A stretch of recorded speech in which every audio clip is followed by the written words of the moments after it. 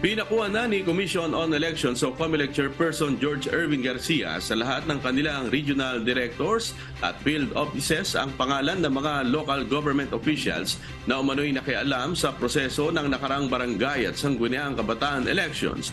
Ayon kay COMELEC spokesperson John Rex Laudianco, bahagi ito ng gagawin nilang investigasyon tinggil sa kung nagkaroon man ng irregularidad sa nakaraang halalan. Sa inisyal na impormasyon ng COMELEC, mayroong LGU officials, partikular na ang isang alkalde ang sinasabing pinigilan umano ang proklamasyon ng mga nanalong kandidato sa nakarang halalan sa kanilang lugar. Pakinggan po natin ang pahayag ng COMELEC spokesperson John Rex Laudianco.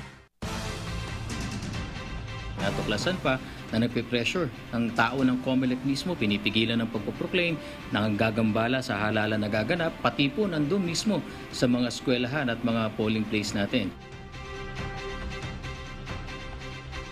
Paglilinaw ng COMELEC sa mga nakarang halalan ay wala silang ginawa ang ganitong hakbang. Ngunit ngayon ay seryoso silang papanagutin ang lahat ng mga tiwaling opisyal ng lokal na pamahalaan. In particular, may mga na-identify po dito sa atin sa Region 5. Meron din pong na-identify sa Region 10. So definitely po, itong mga pangalan na ito ay pagsasama-samahin po namin at sila pong lahat ay seryoso ang COMELEC na magsampa ng kaso.